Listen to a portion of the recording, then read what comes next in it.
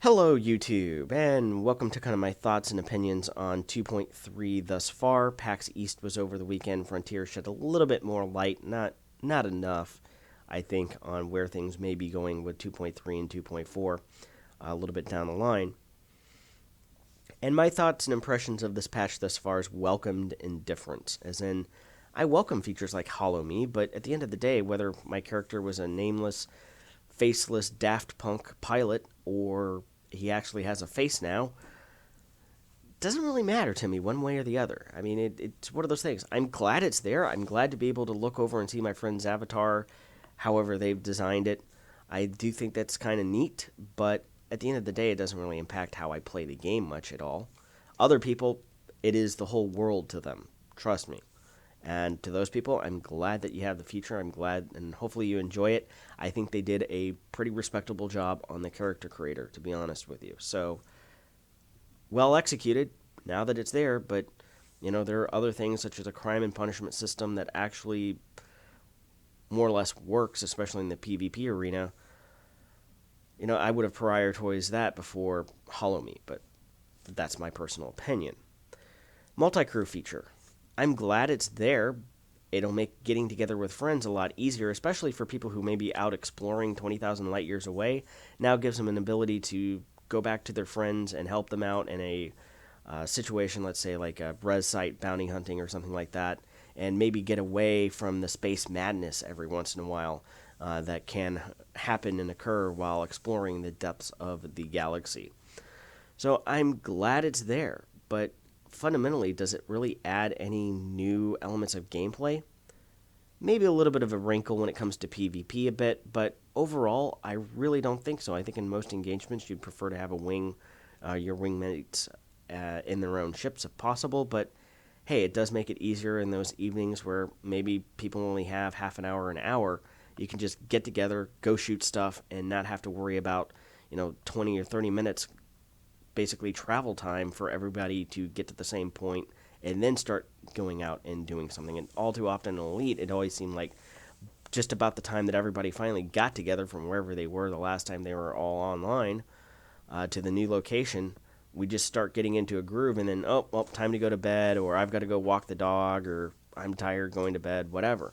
So multi-crew will solve a lot of that because, boom, you can just join a crew, a fighter pilot, gunner position, go shoot stuff, and come out money ahead, especially with bounties no longer being split for either wing or in multi-crew.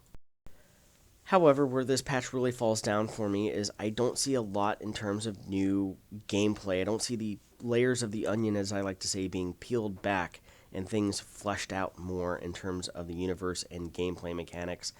They like to use this building of a house analogy, and it's as though they've gotten to the point where they do have wallpaper on the walls, they got flooring in, the ceiling's painted, but we've got a couch, but the couch doesn't necessarily match with the wallpaper. They may clash a little bit. And what really is needed is maybe another chair, some curios, and some decorative pillows to make that room pop before going on to the next. Instead, what they're doing is, oh, we've got a couch in here now, we've got some furniture, so now we're going to start pouring the foundation for another addition to the house. And it's like, wait a minute. No, no, no. Stop pouring the damn foundation.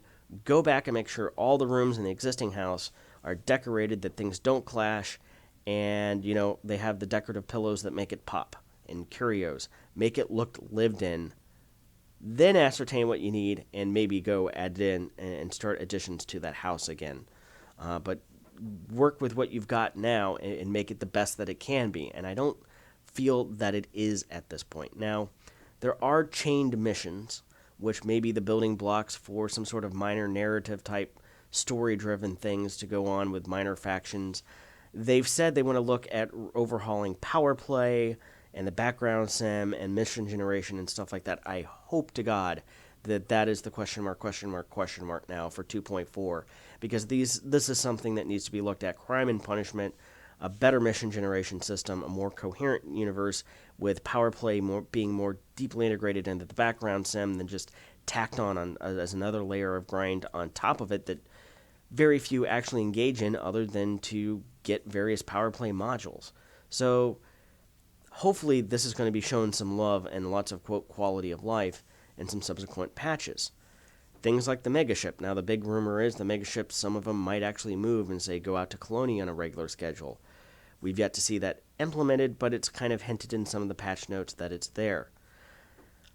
But at some point, sooner rather than later, I know they're focused on 2.3, but as soon as 2.3 is out and a couple of hot fixes and updates are done, it's hit live, sometime around May, and it may be E3 of this year, they need to really start to line out what they're expecting, not only for 2.4, but probably for 3.0, as I suspect that 2.4 and 3.0 would be released at the same time. And I don't expect that to happen until probably fourth quarter of this year, October, November, December. Most likely my bet would be on December of this year for 2.4. Maybe it'll be sooner than that, but that's what I'm expecting. So thank you very much for watching. Again, this is kind of my opinion thus far. Be sure to comment, as well as like, subscribe, and share all of those fun things. Until next time, see you later.